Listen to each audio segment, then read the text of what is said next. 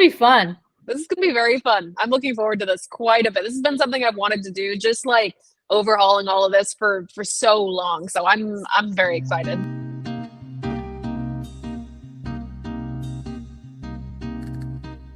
Greetings and welcome to the first video of its kind on my YouTube channel.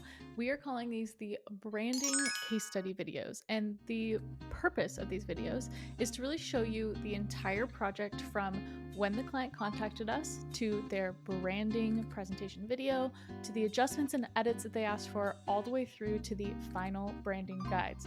So it's going to be a doozy of a video. It's going to be a long one, but if you stick with me, I think you'll be able to see really what our team is capable of, what we were able to do, and how the clients are taking their branding and using those assets in real life to kind of paint the whole picture of their brand and really create something brag-worthy. So without further ado, the very first one goes to none other than YouTuber, world barista champion, Morgan Eckroth. We worked with Morgan earlier in 2024 to create her full branding identity design for her company, her brand, her presence on the internet, and the result is really fantastic. So I'm going to be showing you that. But first and foremost, how we even got connected in the first place. So Morgan, of course, everyone has followed on TikTok for forever. Her skits, her recipe videos, her presence online as a creator is super, super, super impressive. And when she filled out the contact form on my website, I just about peed my pants. I was so excited. I got to talk to her back in January-ish, January, early February. We started her project by March, had her on the Kiss My Aesthetic podcast. So if you're subscribed to the podcast, you might have seen or heard that episode. But we got to talk about her whole evolution as a creator and how she's carved out this space for herself in the internet by being super, super passionate about coffee and about beverages. So we got to chit chat about that first. When I talked to her on her discovery call, I told her how excited I was to be chatting with her because I had followed her content for so long. And she said, Michelle, you don't even understand. Like, I've followed you for so long, and I saw your work before I was ever on TikTok because you branded my friend's company. So I'd actually done the branding for Cafe Reina for Erica Escalante, based up in Portland. She owned a coffee shop, and she was rebranding from Cafe Arrow to Cafe Reina, and we did the whole rebrand. She ended up changing course, having the Cafe Reina branding for a while, but moved on to other things, moved cities. But I had no idea she was friends with Morgan, and I had no idea that Morgan had already seen our work, which is pretty incredible if you think about it. So Morgan had already seen our branding. She goes, I knew that you were the one I wanted to work with because I saw your work ever before I ever got on TikTok, which was so fun, so humbling, and so exciting. So this is that project. We start, of course, like we start every project, which is with the brand questionnaire. And in that questionnaire call, we're really getting into where do you see this going? Who do you connect with? What is your unique value proposition? What are you bringing to the table that nobody else is? And because I was such a consumer of Morgan's content, this came really easily. And really, this rebrand came about of her moving from Morgan Drinks Coffee to just being Morgan Eckroth. So a lot of the assets that we created were around that, and that's what you'll see in this presentation. Hi, Morgan. I hope you're having a great Friday. I'm so excited for you to see the branding that my team and I has pulled together for you. I really think we knocked it out of the park on this one. So this is just the first slide. So without further ado, let's get into it. The brand adjectives that we want to focus on for your rebrand are warm, elevated, inclusive, curious, nostalgic, intentional, authentic, luxurious, and relatable. I think we definitely pulled that across not only in the color palette, but in the font system that we selected, and of course the logo design. And the imagery, right? So thinking a lot about that cozy experience, what that looks like, and how we can communicate that for your brand in a really beautiful way. We've also picked fonts for you that feel really to that same caliber, right? So we wanted it to feel like reading a really juicy novel, but also feel like there was a bit of that technical scientific edge to it. So we've got a really good balance of serif and sans serif fonts here, and the combination is what's going to give us that really nice balance. When we take a look at your old logo, there's a few things that I think we wanted to either get away from or just mature and kind of elevate as we kind of hit this new era. And what struck us as kind of being things that might not get you towards those goals are the mark itself feeling a little maybe too juvenile, a little too on the nose, very coffee focused, obviously. And as your brand is evolving to become just a personal brand, we wanted to make sure it kept that luxurious, elegant, sophisticated feeling. So this is what we recommend as the new logo. And here's why.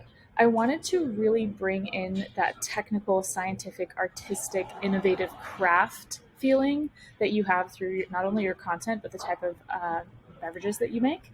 And I found this font that I felt like really gave us that edge, plus also more of that book or historical, nostalgic, almost like Victorian Art Nouveau influence, which was in a lot of your imagery on Pinterest. The adjustment here, however, is taking the O in both your first name and your last name and stretching it to be almost the overhead view of a mug, right? So people coming together in a coffee shop, it's not so on the nose, but you could totally envision this as a motion graphic, as the intro to your YouTube channel, for example, where the two mugs are like coming together, they fade, the coffee fades out, and then the logo comes into play. The framing here also gives us a really beautiful way to communicate your brand without having to always lean on the logo. It's hard with personal brands to pull off consistency because you don't always want to slap your name on everything. So having this as an option, you'll see in the further slides of how that motif plays in for social graphics, packaging, etc. This is what that logo looks like in the different color combinations. And we also gave you a huge suite. So we've got that frame, obviously, as the main logo up in the top, but then we have submarks for you, horizontal logos.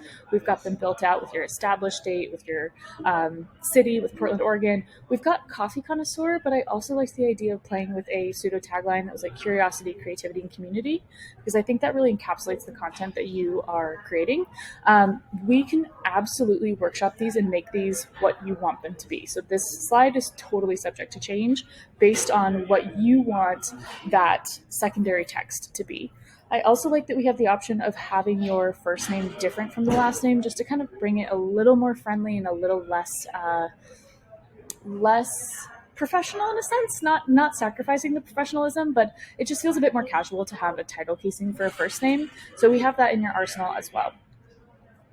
This is what that starts to look like when we pair it with photography. So thinking about those warm, rich colors, that dark coffee bean, that warm latte espresso color that you mentioned, and then the imagery that came out of Midjourney, of course, paired really well with your existing photography. So here we've got like layering of the logos and the fonts and the frame, and I think it gives us such a beautiful, like, it's a kind of image that you want to linger on, right? It's the kind of imagery that makes you want to just jump into the scene, and I think that comes across even in something like this, where we've ever so subtly added your branding to the facade of a coffee shop, or even a coming soon kind of meet and greet style poster. You might have remembered I took this picture when I was in New York last week, and it just absolutely spoke to what we were working on, and I think that this would be killer. Like, this just makes me so happy.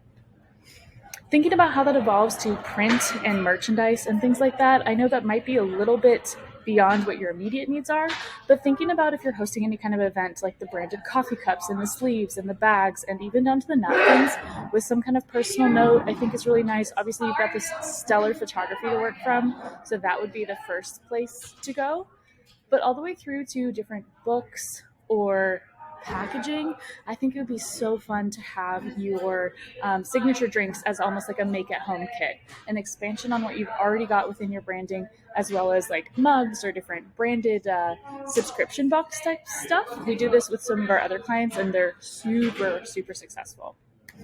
Lastly, I wanted to take a stab at what your stories assets and your YouTube thumbnails could be, because I know that those are things that you might be using sooner than later. And even in this instance, we don't have your logo on it per se, but we're leaning on the frame and the motif of that more ornate kind of design work paired with the photography, and how that just elevates the whole presence of the branding, right? It definitely brings it into a new look and a new aesthetic, which I think is really exciting for you, because we know that the photography and the content is there. Which brings us all the way to the end, next steps and feedback. So as I said, watch this video all the way through. When you're done, we'll watch it through again. And the first thing that we're gonna wanna do on the next call is confirm just the branding style in general. I'd love to talk with you more about what you might think you want the taglines and the subtext to be. And then I want us to take time to figure out which deliverable assets are gonna be most useful to you. Like I know I mentioned motion graphics, for example, might be really nice for your YouTube intro, outro, having stories graphics. I know in the scope of work we outline like business card, letterhead. That may be not what you need. So if we want to sub that out for something that's going to be more practical for you, I'm happy to do so. But this is everything. We're really excited for you to see it. This is definitely one of the favorite ones that our team has worked on so far this year. And I think you're going to love it. Thanks so much, and we'll talk to you soon. Bye. So now that you've seen the branding presentation, you can see that we really went all out on Morgan's goals, really helping show and visualize what this brand could look like in practice. Everything from YouTube thumbnails to pop-up events, making sure that the assets worked in every application. When we had our recap call with Morgan, she loved everything that we did. But when it came to the logo, she goes, I really want you to crank it up to like an 11. Like, I think we can go more stylized, we can go more theme.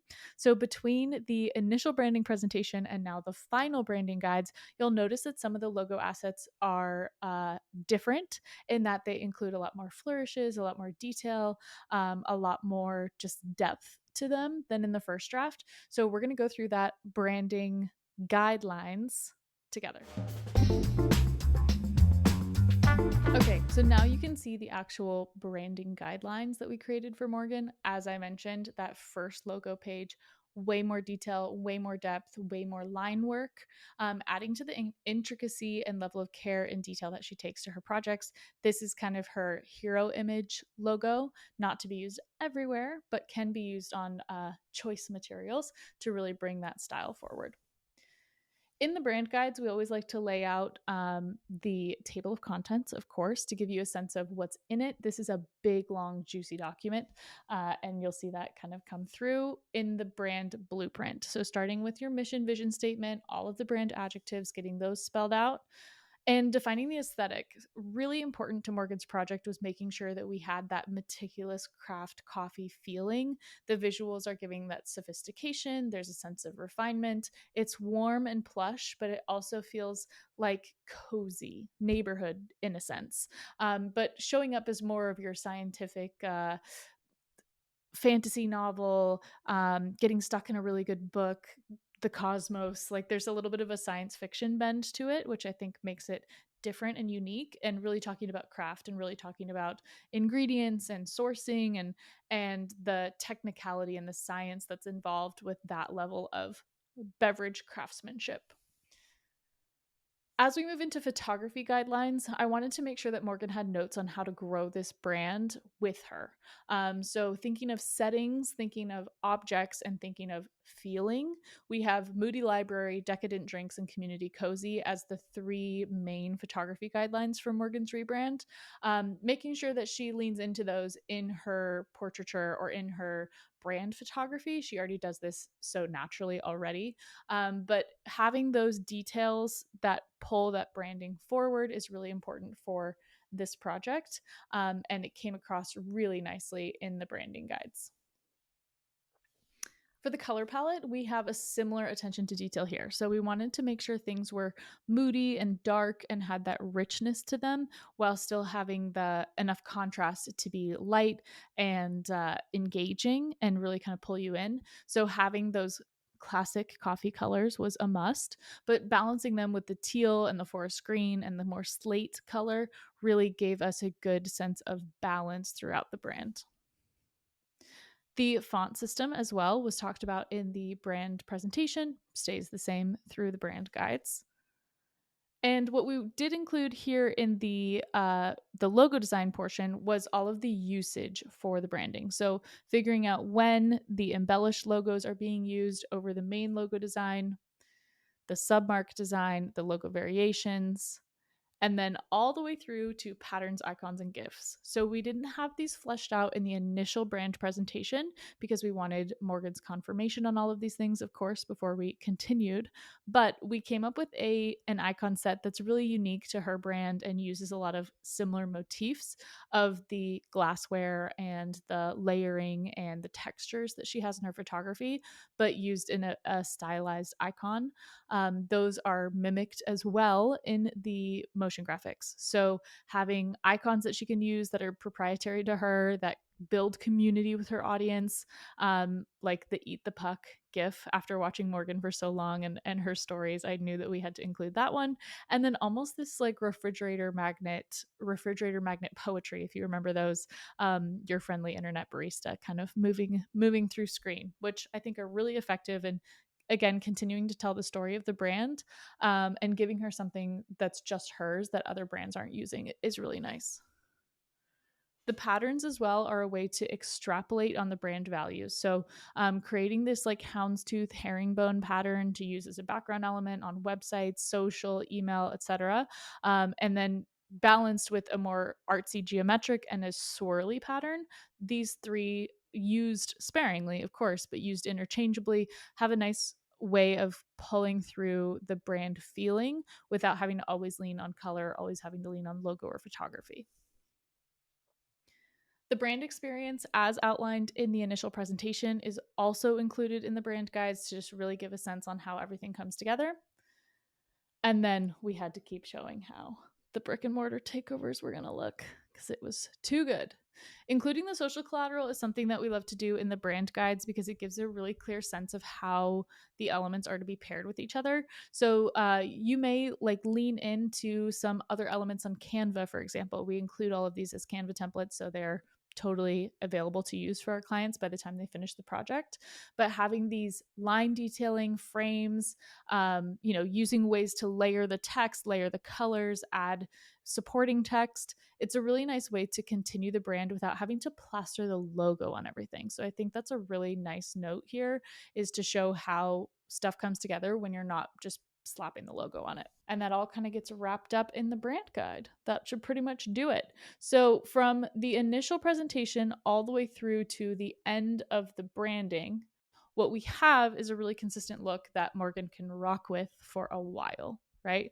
It's very much her style. It's very much in keeping with her content and the types of content that she likes to create. So what she has now really puts that all together in a nice bow. So as you can see by the end of the brand guides, what Morgan is walking away with, of course, is not only all of the assets, but a guidebook that it tells her exactly how the brand is supposed to come together and how it can be represented in everything from print to digital to merch, in-person activations, her brand photography style. The goal of that brand guideline is to make it so that anyone could pick it up and understand this brand and what it was doing and who it was for. And I think mission accomplished on that front. If you loved this video and you want to see more of these types of videos, please drop a comment. Don't forget to subscribe. We would love to make more of them should you want them. So these are now going to be our new type of case study videos. And the first one, like I said, had to hit it out of the park with our girl Morgan. And we'll catch you next time. Bye.